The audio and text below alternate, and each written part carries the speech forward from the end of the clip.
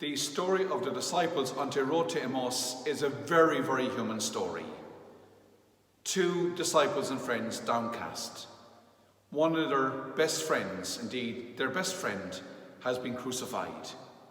It all seemed to be going well. There was great miracles and great stories, but the authorities thought otherwise, and they crucified him on a tree on Good Friday.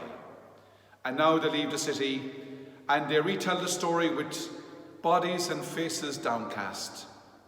And they hear rumours that he is risen, but they really don't believe it. And within the darkness of their lives and telling the story, he walks beside them, but they fail to recognize him because they're so caught up in their story. And as they retell the story of the crucifixion, he's saying, what happened? Share it. Tell the story. And as they share it, he reminds them, was it not ordained that the Christ would suffer? Was this not supposed to happen before the great light of Easter would dawn in our lives? And as they shared the story even more, they began to feel that sense of amazement. Did not our hearts burn within us? And then as the day goes on, evening draws to a close and the day ends, he makes as if to go on. And suddenly they say, please stay. We are enjoying your company. And then it all reveals itself.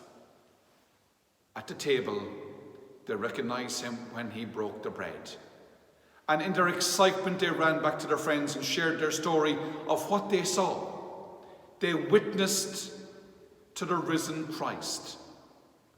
And the disciples and the friends of Jesus, the women gathered, yes, it is true, the Lord has risen to Simon.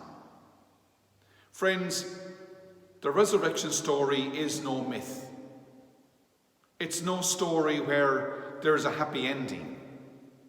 It's a story of faith in Jesus Christ. Christ has died. Christ is risen. Christ will come again. And it becomes extremely credible for the disciples because they witness, they see for themselves that Christ is risen. He walks with them on the road to Emmaus. Thomas can put his finger into his side. He eats with them on the lakeshore. He shares breakfast with them.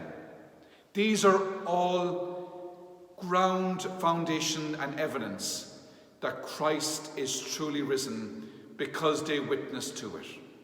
So friends, today and this week, in small ways, by what we say and maybe what we do in the restrictions that we're having right now, may we witness to resurrection.